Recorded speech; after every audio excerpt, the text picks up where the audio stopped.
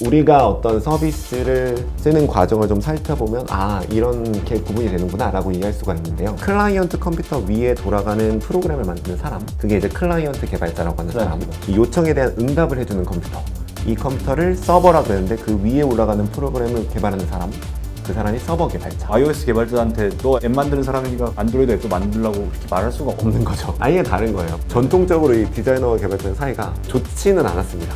디자인을 해서 개발자들 줬는데 내 디자인대로 만들어주지 않았다, 화를 내는 거고, 개발자들도 사실 사정들이 있어요. 네, 안녕하세요. 티타임즈 이재훈 기자입니다. 최근 많은 기업들이 디지털 전환을 시도하면서 우리 같은 직장인들도 이런 IT를 접하거나 혹은 관련된 부서와 함께 일을 하는 경우가 많아졌는데요. 하지만 비전공자들에게는 IT는 꽤 높은 벽과 같습니다. 소위 개발자들이라고 불리는 IT 전담 인력들이 이렇게 하는 얘기를 못 알아듣는 경우도 많고요. 그렇다고 해서 저희가 컴퓨터 공학을 다시 공부할 수도 없는 노릇이죠. 그래서 오늘은 저희가 이런 궁금증과 좀 답답함을 해결하기 위해서 비전공자를 위한 이해할 수 있는 IT 지식의 저자이신 최원영 작가님을 모시고 한번 대화를 나눠보도록 하겠습니다. 네, 작가님 안녕하세요. 반갑습니다.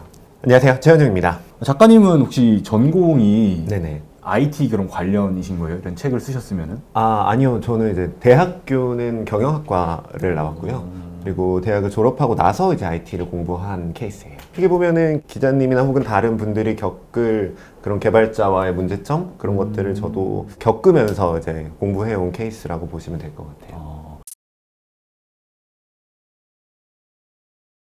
사실 저도 정말 뼛속까지 이제 문과라고 하는 상학과, 역사학과 출신인데 기자 생활을 하면서는 사실 IT 기술에 대해서는 접할 기회가 없다가 최근에 회사 내에서 무슨 프로그램을 좀 만드는 과정에서 굉장히 좀 답답함을 많이 느꼈어요. 굉장히 어렵더라고요. 그래서 이렇게 작가님을 모시게 됐는데 저희가 좀 궁금한 거는 이런 웹이라든지 앱이라든지 이런 거를 많이 요즘 개발을 하잖아요. 네네. 개인이 개발하기도 하고 회사에서 많이 들기도 하는데 그럴 때 이런 개발되는 과정이라는 게 좀 복잡하고 생각하는 것보다 뚝딱 만들어지지 않던데 그 과정이 좀 궁금합니다. 어떻게 시작해서 어떻게 되는 건지.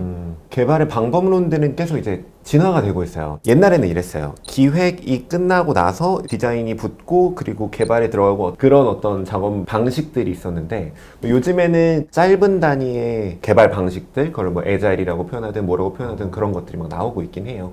네, 어찌됐건 저찌됐건 개발을 할 때 필요한 사람들이 어떻게 좀 구분이 되어 있고요. 그 사람들끼리의 협업으로 개발이 진행되는 건 뭐 너무 옛날부터 지금까지 계속 그렇게 되고 있어요.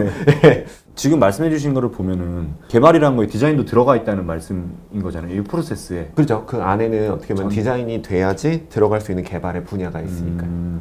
저희는 디자인은 전혀 개발과는 별개라고 생각을 했는데 네네. 이제 개발자도 굉장히 다양하게 많다고 그래서 어떤 개발자들이 일을 하는지도 좀 궁금합니다. 우선 약간의 오해의 소지가 있을까봐 디자인이 이제 개발의 일부다라는 어떤 포인트보다는 디자인을 구현하는 개발의 분야가 있어요. 그러니까 디자인을 프로그래밍으로 만들어내는 개발의 분야들이 있습니다. 네. 그런 사람들은 뭘 하느냐? 우리가 사용하는, 즉 일반인들이 사용하는 어떤 모습을 만드는 거죠. UI라고 유저 인터페이스라는 어떤 용어가 있는데 아마 들어보신 분들도 계실 거예요. 그냥 가볍게 생각하면 이런 느낌이에요. 우리가 로그인을 하려면 뭐가 필요할까요? 아이디 집어넣는 창이랑 그렇죠. 비밀번호 넣는 창 맞아요. 필요하고 그리고 또 버튼 맞아요. 그게 필요하죠. 그 텍스트 필드라고 하는 그 어떤 인풋 창 두 네. 개와 그리고 버튼이 필요하죠. 네네. 그럼 그 버튼들을 디자이너 분들은 디자인을 해주시는 거고 그럼 그 버튼들을 실제로 보이게끔 레이아웃은 어떻게 여기서부터 여기까지는 얼마나 떨어져 있고 뭐 버튼 사이에는 얼마나 간격이 있고 이런 것들을 실제로 수치로 입력하는 그런 개발자들이 따로 있거든요. 그런 개발자들을 한 그룹으로 나눌 수 있을 것 같아요. 그런 분들을 따로 부르는 이름이 있나요? 그런 분들을 클라이언트 개발자 클라이언트 개발 라고 부릅니다. 실질적으로 개발자를 크게 두 그룹으로 나눈다면 클라이언트와 서버 뭐 이런 식으로 나눌 수 있어요. 클라이언트 개발자, 서버 개발자 이렇게 나눌 수 있어요. 이거는 우리가 어떤 서비스를 쓰는 과정을 좀 살펴보면 이렇게 구분이 되는구나 라고 이해할 수가 있는데요. 뭐 예를 들어보죠. 예를 들면 우리가 카카오톡을 쓴다 라고 했었을 때 그럼 카카오톡 안에서 실제로 뭐 비디오 파일을 다운로드 받거나 다른 친구한테 뭐 내 이미지 파일을 보내거나 이렇게 막 주고받는 경우들 있잖아요. 근데 그 주고받는 과정 속에는 제 컴퓨터라고 하는 컴퓨터 한 대가 있는 거죠. 이걸 이제 클라이언트라고 불러요. 제 바로 앞에 있으니까 클라이언트, 제가 쓰는 컴퓨터. 근데 클라이언트라는 용어는 우리한테 약간 고객, 약간 이런 존재들이잖아요. 근데 이 IT 세상에서의 클라이언트는 이 고객들이 쓰는 컴퓨터, 고객들이 쓰는 프로그램을 말하는 거죠. 근데 클라이언트 하면은 이제 반대편 쪽에 다른 용어도 존재를 합니다. 네. 예를 들면 음식점에 가면 우리가 고객이죠. 네. 음식점에는 뭐 메뉴판 좀 주세요, 뭐 물 좀 주세요 이렇게 예, 예. 말하면 서빙하시는 분이 와서 서빙을 해주잖아요. 네. 물도 주시고 메뉴판도 주시고 컴퓨터도 딱 이렇게 나눠져 있거든요. 우리가 클라이언트면 우리가 무언가를 요청하는 끝에 서버라고 하는 컴퓨터가 한 대가 켜져 있습니다. 뭐 실제 컴퓨터예요. 아, 우리가 쓰는 네네. 컴퓨터랑 똑같은 실제 컴퓨터. 그래서 그 컴퓨터가 켜져 있어서 네. 24시간 동안 계속 돌아가요. 꺼지면 이제 우리는 요청을 못 보내는 거죠. 아. 그 컴퓨터가 어딘가에 있습니다. 네. 지구 위에 어딘가에서 계속 돌아가고 있어요. 24시간 동안 계속. 그래서 그 컴퓨터를 서버라고 부릅니다. 그러면은 실질적으로 개발자는 이 클라이언트 컴퓨터 위에 돌아가는 프로그램을 만드는 사람, 그게 이제 클라이언트 개발자라고 하는 클라이언트 사람. 개발자. 그리고 이 끝에 요청을 받아서 뭐 메뉴판을 주는 컴퓨터, 물을 갖다 주는 컴퓨터, 이 요청에 대한 응답을 해주는 컴퓨터. 이 컴퓨터를 서버라 그랬는데 그 위에 올라가는 프로그램을 개발하는 사람, 그 사람이 서버 개발자. 서버라는 게 단순히 저장 공간이 아니라 그 위에서도 프로그램이 네, 구동이 맞습니다. 되는데 그거를 네. 개발하는 분들을 서버 개발자라고 한다. 네네, 이렇게. 맞아요. 아. 그 서버라는 건 결국 그냥 컴퓨터거든요. 그냥 네네. 우리가 컴퓨터를 쓸 때도 예를 들면 우리가 카카오톡 쓸 때 우리는 컴퓨터 위에서 프로그램, 카카오톡이라는 프로그램을 깔아서 카카오톡을 돌리잖아요. 마찬가지로 서버도 그냥 컴퓨터예요. 이 위에는 뭐 아무것도 없는 그냥 컴퓨터. 그 위에는 프로그램이 돌아가야지만 로그인 요청에 대한 응답도 해줄 수 있고 비디오 파일 줘 하면은 비디오 파일을 주는 프로그램이 또 따로 돌아가야지만 그게 가능한 거죠. 그러면 프로그램 하나가 만들어지면은 예를 네. 들면 카카오톡이 만들어지면은 무조건 서버에도 대응해주는 프로그램을 만들어야 되는 맞습니다. 그런 거죠. 네네네. 맞습니다. 근데 모든 프로그램이 사실 그렇진 않아요. 예를 들어 볼게요. 네. 옛날에 삼국지라는 게임 아시나요? 아 예.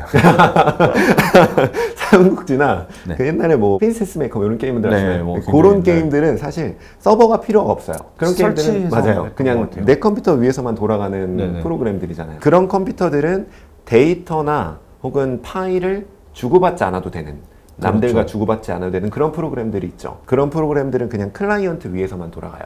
즉 서버가 필요 없는 프로그램이라고 보시면 되겠죠. 소위 내 컴퓨터 안에 위에서만 돌아가는. 맞습니다. 네네. 아. 뭐 사실 우리들이 쓰는 대부분의 프로그램들이 그런 프로그램도 굉장히 많아요. 파워포인트라거나 워드, 뭐 한글 다 우리 컴퓨터에만 깔아놓고 그 위에서만 돌리죠. 아 요즘 근데 이제 뭐 엑셀이라든지 말씀하신 파워포인트라든지 그게 설치 안 하고도 네네.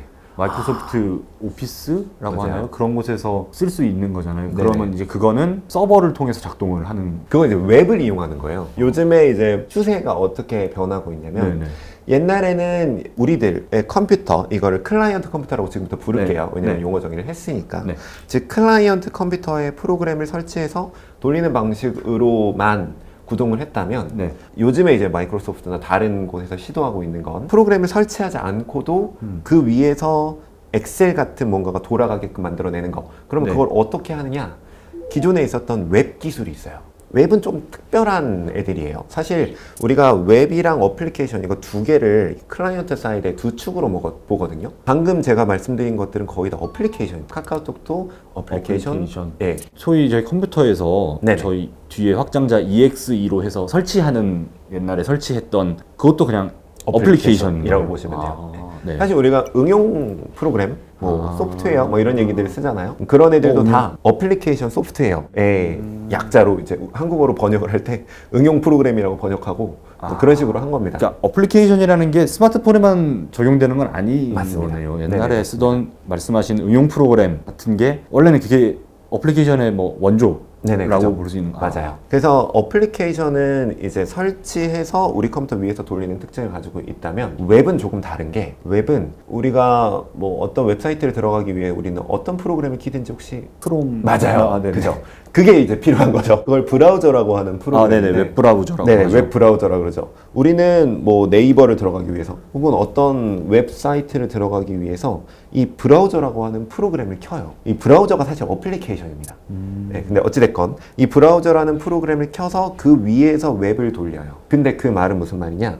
우리가 웹을 돌릴 때는 어떤 특정한 프로그램을 다운로드를 받거나 설치하지 않아요. 웹이 돌아가는 기본적인 구성 요소들이 있는데 이것들을 마치 어플리케이션처럼 설치하지 않는다는 소리죠. 웹은 www.naver.com을 치면 이 웹에 필요한 구성 요소들을 브라우저가 알아서 다운로드를 받아서 브라우저가 알아서 실행을 시킵니다. 그래서 이거를 다시 설치해서 버전을 관리한다거나 뭐 이런 어떤 어플리케이션처럼 네, 동작하는 게 아니라 그냥 필요한 부분에 이 브라우저가 알아서 다운로드 받아서 돌리는 거죠. 구글이 이걸 굉장히 잘했어요. 구글 스프레드시트나 파워포인트 뭐 이런 것들 돌아가잖아요. 네네. 그래서 구글이 이런 시도를 했는데 너무 잘 먹혀들어서 이제 마이크로소프트도 이런 시도를 계속 하는 건데 어찌됐건 그 모든 시도들은 다 어플리케이션을 다운로드 받아서 설치하는 느낌이 아니라 브라우저 위에서 어플리케이션의 기능들을 다 구현을 한번 해본 거예요. 근데 우리 컴퓨터가 워낙 좋아지고 워낙 인터넷 속도도 빨라지고 하다 보니까 그게 점점 가능해진 거죠. 옛날에는 그게 안 됐습니다. 옛날에는 느려가지고. 소위 버벅거리는 현상이 맞아요, 생기니까. 맞아요. 예. 그런데 요즘에는 뭐 다들 막 2년마다 한 번씩 컴퓨터 바꾸잖아요. 우리 스마트폰 계속 바꾸잖아요. 네네. 이제 그게 가능해지는 시대가 와서 점점 이 브라우저 위에서 돌아가는 그 어플리케이션의 기능들을 브라우저로 담아내는 그런 서비스들이 생긴 겁니다.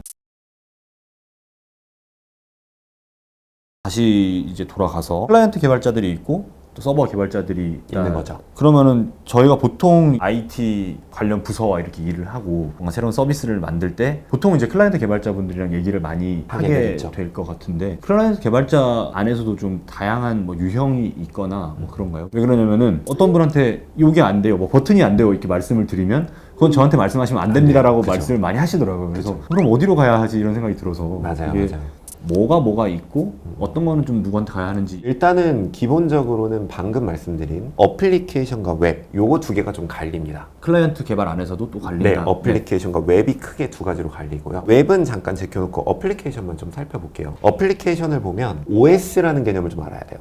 오퍼레이팅 시스템이라고 하는 개념인데 뭐 운영 체제, 맞아요, 운영 체제. 윈도우나 맞아요. 맥 같은 맞습니다. 예, 예. 다양한 이렇게 부품들이 컴퓨터라는 걸 사면 그 안에 들어 있어요. 근데 이 부품들은 원래는 막 우리가 이 부품들을 막 케어해서 막 동작을 막 시키고 막 이래야 돼요. 근데 우리 그렇게 이 컴퓨터를 조작하지 않는단 말이에요. 요즘에는 우리가 원래 이걸 해야 되는데 이걸 해주는 다른 프로그램이 있어서 네. 그 프로그램이 이 컴퓨터들을 하드웨어들을 관리해주면서 우리 대신 그 위에 프로그램을 돌릴 수 있는 환경도 만들어주고 이 부품들을 알아서 케어해주는 거죠. 그 프로그램이.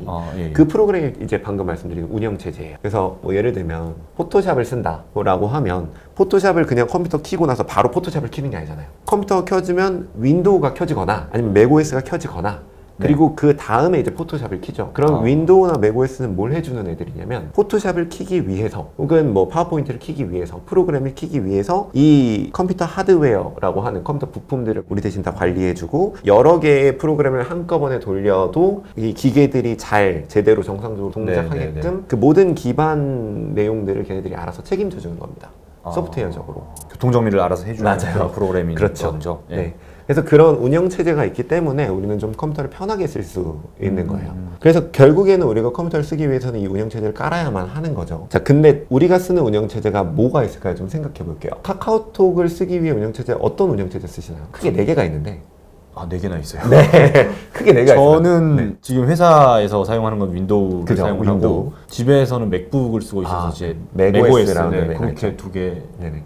iOS도 따로 있는 건가요? 맞아요. 아이폰. 맞아요. 그러면 모바일 이제 사이즈. 안드로이드까지 4개. 그죠. 그렇게까지 총 4개입니다. 그래서 우리가 카카오톡을 쓰기 위해서 사용하는 OS가 이거 총 4개예요. 네. 그리고 그 4개 이외의 다른 OS도 사실 존재하거든요. 네, 사실 브랜드는 되게 많아요. 되게 많은데 우리가 쓰는 OS가 이 4개일 뿐이긴 해요. 대표적으로 4개다. 네, 대표적인 4개죠. OS라는 게 좀 네트워크 효과라고 하는 사람들이 많이 몰리면 그 OS의 가치가 점점 커지는 그런 네, 효과를 네. 가지고 있는 비즈니스인지라. 왜냐면 이런 거예요. 사람들이 많이 들어가면 개발자들이 이 OS에 사람들이 많네. 이 OS에 프로그램을 만들어야겠다. 네. 라고 하는 개발자들이 많아지고 프로그램이 많아지면 프로그램이 많네. 이 OS 사야겠다. 라는 사람들이 그렇죠. 많아지고 이게 이제 네트워크 효과라고 네. 하는 효과인데 그래서 사람들이 많이 그 OS를 쓰면 쓸수록 거기에 몰려서 지금 약간 압축된 경향이 있어요. 네. 옛날에는 되게 많았는데 요즘에 4개로 압축이 된 거예요. 다시 돌아가서 이제 클라이언트 개발자를 구분하는 작업인데요. 지금 얘기 나누는 게 이 클라이언트 개발자를 구분하는 작업이 OS마다 달라집니다. OS별로 클라이언트 개발자가 나눠져요. 그러면은 클라이언트 개발자 안에서 네, 이렇게 웹 개발자와 웹 개발자로 나눠지고 웹. 어플리케이션을 개발하는 사람들 중에서는 네. 맥OS 개발자, 윈도우 개발자, 개발자, iOS 개발자, 안드로이드 개발자 이렇게 나눠지는 거예요. 그럼 웹 개발자 안에서는 그렇게 나눠지? 네, 웹 개발자 안에서는 나눠지지 않습니다. 저희 웹 개발자는 브라우저가- 브라우저가 브라우저 위에서 구동하는 거겠 맞아요. 갑자기 새로운 OS가 딱 나타나가지고 이 OS 말고 다른 5대 OS가 나타났다. 이러면은 개발자가 한 명이 더 붙을 거예요. 그렇죠. 근데 요즘에는 일단은 네. 4개 OS. 앱에서는 4개. 네네. 웹 하나. 예. 이렇게. 네. 그러면 이제 개발자라는 덩어리가 있으면 크게 클라이언트 개발이랑 서버 개발로 나눌 수 있고 그렇죠. 클라이언트 안에서는 다시 웹과 앱으로 나눈 다음에 앱 개발에서는 그중에 iOS 등등 해서 총 OS가 4가지 정도가 주요 OS에 따른 개발자분들이 다 있고 네. 웹은 굳이 구분할 필요 없이 우선은 하나로 본다. 이렇게 나눠진다는 말씀인 거죠. 어플리케이션 개발자를 조금 더 말씀드려 네. 볼게요. 일단 말씀드렸다시피 마이크로소프트나 애플이나 구글은 우리들의 삶에 굉장히 큰 영향력을 미치고 있는 회사들이에요. 네. 근데 그 말은 이 회사들이 개발자의 삶에도 되게 영향력을 많이 미쳐요. 그 회사들이 이제 개발자들한테 이런 식으로 얘기를 하는 거예요. 윈도우 위에 올라가는 뭐 파워포인트 같은 프로그램을 만들고 싶다면 이 마이크로소프트가 정해놓은 규칙에 따라서 만들어야 돼라는 규칙을 만들어놨어요. 그 규칙 안에는 뭐 프로그래밍 언어도 정해놨고요. 특정 언어 네, 맞아요. 정해놓은 특정 언어로 개발해라는 어떤 그 언어들을 정해놓은 거죠. 그리고 얘네들이 이 언어로 개발할 때 이런 방식을 쓰면 돼라고 쉽게 개발할 수 있게 도와주는 그 코드들도 좀 만들어놨거든요. 네. 그래서 그런 코드들을 활용을 해서 이제 윈도우 개발자가 윈도우 위에 올라가는 프로그램을 만들게 되는 거예요. 그 말은 마찬가지로 iOS, 안드로이드 네. 이런 식으로 회사들이 다 다르니까 회사마다 정해놓은 언어들이 또 따로 있어요. 이 애플 같은 경우에는 뭐 오브젝티브 C라는 언어나 스위프트라는 이 언어들의 이름이에요. 네. 마치 우리가 영어, 뭐 독일어 이런 느낌으로 그런 언어들을 정해놓고 이 언어들을 써야지만 iOS 위에 올라가는 프로그램을 만들 수 있어. 그러니까 아이폰에서 동작하는 앱을 만들려면 그 언어로 만들어야 된다. 맞아요. 그리고 안드로이드도 뭐 네. 자바 아니면 코틀린이라고 하는 이름이 있는 프로그래밍 언어라는 몇 가지가 있습니다. 그걸 써야지만 이제 안드로이드 OS 바로 위에 올라가는 프로그램을 만들 수 있다라고 얘네들이 이렇게 좀 결정해 놓은 것들이 있어요. 때문에 각각의 클라이언트 개발자들 네네. 뭐 iOS 개발자나 안드로이드 개발자나 혹은 뭐 맥OS 개발자나 윈도우 개발자들은 각각이 달라지는데 네. 이 사람들이 쓰는 언어들도 좀 나뉘는 거고 그리고 쓰는 개발의 방식, 써야 되는 도구들 이런 것들도 다 약간씩 달라져요. 그러면은 지금 말씀하시는 것만 들어봐도 일단은 이 안드로이드랑 iOS랑 벌써 언어가 좀 달랐잖아요. 네네. 그러면은 뭐 iOS 개발자한테 너 앱 만드는 사람이니까 그냥 안드로이드 앱도 만들라고 이렇게 말할 수가 없는 거죠. 거겠네요. 네, 아예 다른 거예요. 마치 어. 독일어 쓰는 사람한테 야, 너 독일어 쓸 줄 아니까 프랑스인이랑 소통 좀 해봐. 약간 이런 느낌? 그 정도로 차이가 큰가요? 그러면은 그거를 다 하시는 분도 있긴 한가요? 그럼요. 있죠, 있죠. 그래요? 뭐 어떤 사람 중에는 뭐 독일어도 하고 프랑스어도 하고 아, 영어도 하고 다 하시는 그렇죠, 분들 그렇죠. 있잖아요. 언어 능통하시는 분들은 다 어. 하시니까. 개발자분들 중에도 분명히 있죠. 개발자의 유형에 대해서 설명을 해주셨는데 네네. 저희가 개발에도 단계가 뭐 많이 있잖아요. 기획 단계부터 시작을 해서 중간에 뭐가 있고 뭐 테스트가 있고 뭐 결국엔 마지막 최종 단계까지 있는데 단계에 대해서도 조금 저희가 들어볼 수가 있을까요? 단계가 이 회사마다 조금씩 다른 그럼. 부분들이 있어서 그리고 개발의 어떤 문화나 약간 이거에 따라 좀 다른 그래요? 부분들이 있어요. 그런 거. 네. 그래서 뭐 분명히 단계는 이거 다음에 이걸 합니다라고 말씀드리긴 좀 곤란한 부분들이 있지만 그래도 조금 더 크게 말씀드리면 먼저 기획을 해야겠죠. 기획이라는 거는 어떤 기능들이 들어가는지 그리고 화면에 버튼이 필요한지 텍스트 필드가 필요한지 인풋이 뭐가 필요한지 네. 이런 것들을 정의하는 건가 그래서 그럴 그림이라고 표현하기도 하고요. 네네. 뭐 와이어 프레임이나 스토리보드라는 용어를 쓰기도 해요. 그래서 그건 실제로 기획자라고 하는 사람들이 현업에 있는 고객들은 뭘 필요로 하는지 네. 연구해서 그림으로 그려내는 작업. 그 단계가 이제 가장 처음에 첫 단계, 시작, 기획 스텝 단계. 1이라고 해야 되겠죠. 그래서 그 단계가 끝나고 나면 이 단계를 토대로 디자인분들은 디자인을 진행을 하시고요. 네. 이제 개발자분들은 기능을 붙이기 시작하시죠. 근데 말씀드린 이 서버 개발자와 클라이언트 개발자가 지금부터 하는 과정들이 좀 다릅니다. 클라이언트 개발자의 궁극적인 목표는 뭐냐면 네. 고객들이 사용하는 화면을 만들어내서 그 화면에 기능을 붙이는 거예요. 그래서 뭐 카카오톡의 로그인 화면을 구현해내고 버튼을 눌렀을 때 어떤 방식으로 돌아가는가를 정의하는 작업을 하는 게 이제 클라이언트 개발자들이 하는 거죠. 그러면 이제 서버 개발자는 뭐 하느냐? 보통 이제 로그인 버튼을 누르면 어떻게 되냐면 서버한테 나 로그인 좀 시켜줘 라는 요청이 갑니다. 그러면 이 서버 개발자는 이 서버 위에 올라가는 프로그램을 돌리는데 이 위에 올라가는 프로그램이 나 로그인 좀 시켜줘 라는 거에 대한 생각을 하고 로그인 해줘도 되나? 아이디는 맞나? 패스워드는 맞나? 이 사람 정확한 사람 맞나? 네. 라는 생각을 하는 거예요. 생각을 하고 응답을 해줍니다. 네. 응답을 해주면 이 클라이언트 프로그램에서 잘 됐으면 로그인이 성공적으로 되는 거고 안 됐으면 뭐 아이디나 비밀번호가 틀립니다. 이런 단어들 나오잖아요. 네네네. 이런 식으로 돌아가는 거죠. 즉 클라이언트 개발자는 그 화면을 보여주는 창을 만들고 서버 개발자는 실질적으로 요청을 보냈을 때 응답을 보내주는 프로그램, 네네. 소프트웨어를 만들어서 이렇게 세 가지 구분인 것 같아요. 기획이 끝나고 나면 네. 디자인, 이 디자인을 입히는 개발자, 그리고 요청을 보냈을 때 응답을 보내는 서버 프로그램을 만드는 개발자. 이렇게 세 가지 그룹으로 나뉜다.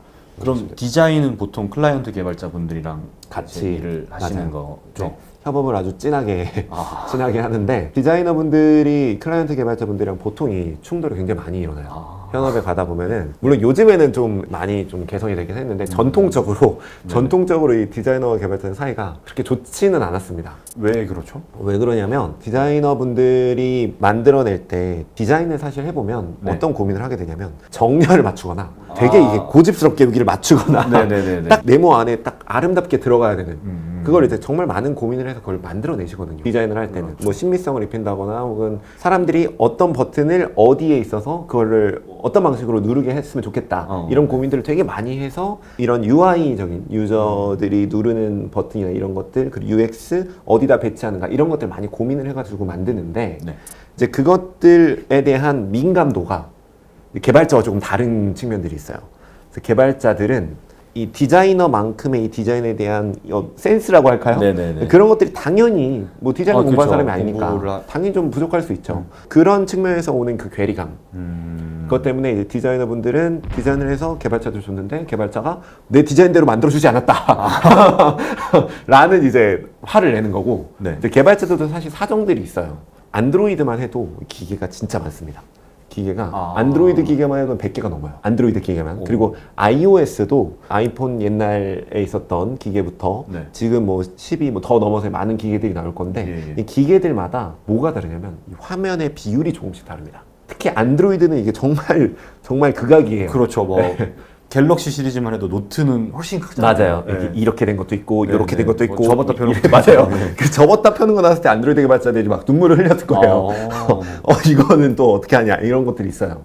그래서 이 수많은 비율에 따라서 다 다른 방식으로 개발할 수는 없어요. 결국에는 하나의 방식으로 개발을 해서 네. 이 비율을 대응하는 수밖에 없는데 네네. 그러려면 개발자 입장에서는 요렇게 생긴 거랑 요렇게 생긴 거랑 어떻게 개발을 해서 이 레이아웃을 맞춰내느냐 요 문제에 봉착하게 됩니다.